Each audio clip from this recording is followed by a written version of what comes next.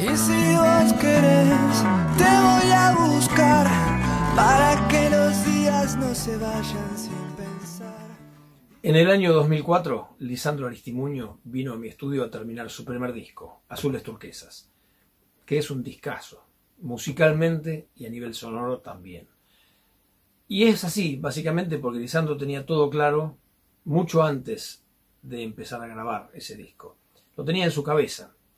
De hecho, me sorprendió cuando vino a mi estudio porque el concepto sonoro del disco estaba tan claro que terminó por ser exactamente lo que él se había imaginado, porque llevó adelante todos los procesos, todas las etapas de la producción de una manera magistral, y era su primer disco. Entonces, podemos pensar que cuando está todo bien, no hace falta que ninguna etapa haga de salvadora de la etapa anterior. Digo, la mezcla no debería salvar problemas de la grabación, ni el mastering debería salvar problemas de la mezcla. Lo que tenemos que hacer es pensar, imaginar el concepto sonoro del disco desde la propia composición, pasando por los arreglos, la instrumentación, la preproducción, la grabación, la mezcla y finalmente el mastering.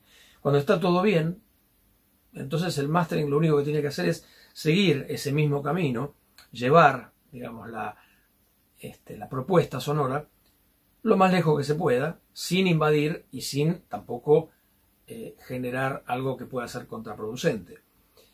En este caso, en el ejemplo que vamos a ver ahora, no fue tan así. Es decir, la mezcla no estaba mal, pero habían hecho un mastering casero, semi-profesional, digamos, que pensaban usar y que como una forma de doble chequeo me mandaron a mí para ver qué me parecía. Entonces yo les di mi opinión, decidieron hacer un mastering nuevamente y creo que el nuevo mastering mejora la situación anterior, porque en realidad lo que estaba pasando es que habían usado mucho plugin y estaban básicamente tratando como de, no sé, mostrar que estaban aplicando procesos, cosa que pasa mucho, que es, bueno, vamos a agrandar un poquito la imagen estéreo, vamos a jugar un poquito con el brillo, el top end, como se le llama, tratando de hacer que suene muy diferente el mastering de lo que era la mezcla. Y eso puede tener sentido en algún caso, pero en general no. Si la mezcla está bien, la idea es que el mastering respete ese camino y lo lleve más lejos,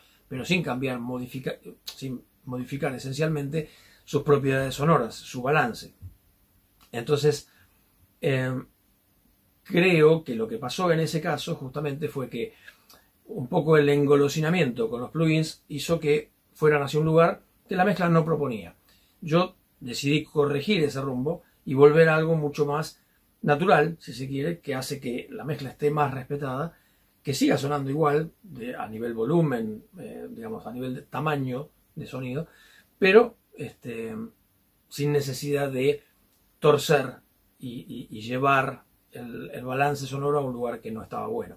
Así que bueno, vamos a escuchar el ejemplo y veamos alguna conclusión después. En la mezcla original vemos que está todo más o menos controlado, no hay mucha necesidad de hacer grandes cambios. Entonces propongo avanzar con la mezcla así como está, pero torciendo un poquito el rumbo del mastering con respecto a lo que se había hecho antes. O sea, la mezcla original suena de esta forma.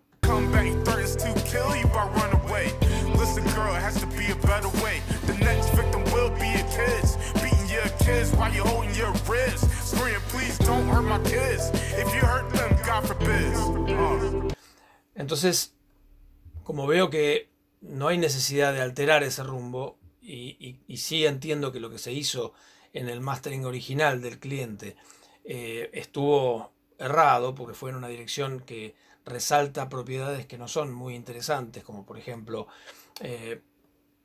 hay una especie de reverb que queda como totalmente exagerada justamente por el mal uso de la espacialización. Aparece como una especie de delay, un flanger, cosas raras que alteran de alguna manera la percepción de lo que era originalmente la mezcla y se pierde completamente el centro. Es decir, lo que estaba bien sólido en la imagen central de la mezcla, ahora deja de existir, o por lo menos se pierde muchísimo debido justamente al abuso del plugin. ese mastering original del cliente suena de esta forma.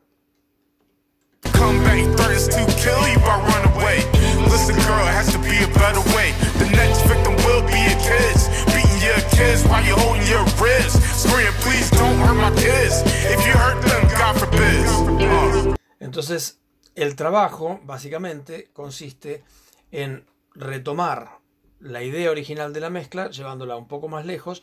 Piensen que tanto el mastering original del cliente como el mío están bajados 14 dB con respecto a la mezcla, es decir, que el aumento de volumen realmente se produce, pero sosteniendo el centro y haciendo que el peso del bajo y del bombo sigan siendo absolutamente importantes y estando presentes realmente en la mezcla como tiene que ser.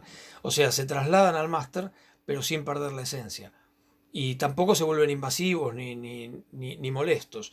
Es simplemente no quitarlos del camino, porque lo que pasa mucho con la espacialización es que ese centro deja de estar, porque la manipulación de fase hace que se vuelva como más menos perceptible dónde está exactamente el centro y dónde está el golpe del bombo y cuáles son las notas del bajo. Entra todo en una especie de bola con la sensación de estar escuchando más una reverb que otra cosa. Entonces escuchemos el mastering nuevo y después hacemos nuevamente la comparación de uno contra el otro.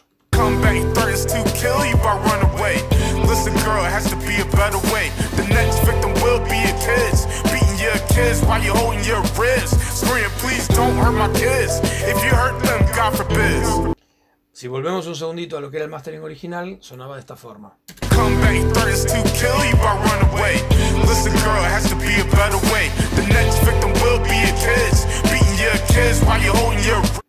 Y el nuevo, nuevamente, suena así.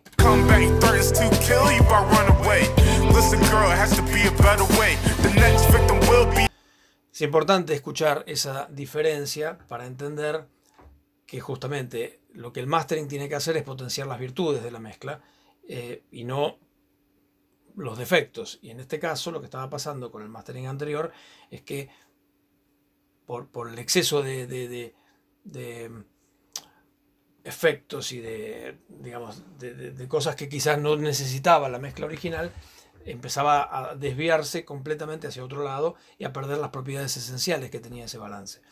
Y el otro problema que tenía el mastering anterior es que ya seteaba el volumen en un valor muy alto, que hace que después sea muy difícil poder presentarle una nueva opción a un cliente y decirle, bueno, esta es mi propuesta, y que suene más baja que la que él tenía, que pudo haber conseguido con algún plugin, un limitador o lo que fuera, pero que entonces como única virtud tiene básicamente el volumen y que tampoco es una virtud demasiado interesante. Entonces yo estoy obligado a presentarle una opción que suene por lo menos al mismo volumen para que él no piense que en realidad está perdiendo algo. Ese es un problema muy grave. Esos masterings hechos en forma casera, que se tiene el volumen tan alto, a costa de lo que sea, arruinan mucho las posibilidades de un buen mastering, de hacer una propuesta mejor.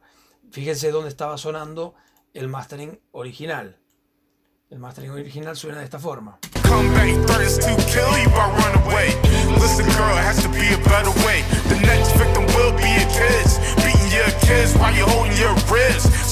¿Sí? O sea que ya trabajando con un loudness integrado de -6 y que esa sea la propuesta que el cliente tiene, o de la cual parte, tenemos que lograr algo que suene mejor, pero que no esté más bajo de volumen. Eso es un desafío enorme que hace que las cosas en general empiecen por el lado equivocado, que es tratar primero de empatar el volumen y después ver cómo hacemos para que suene mejor. En realidad hay que hacer exactamente lo contrario. Primero que suene mejor y después ver hasta qué volumen podemos llegar sin arruinarlo nuevamente. Bueno, espero que les haya servido. Nos vemos en la próxima.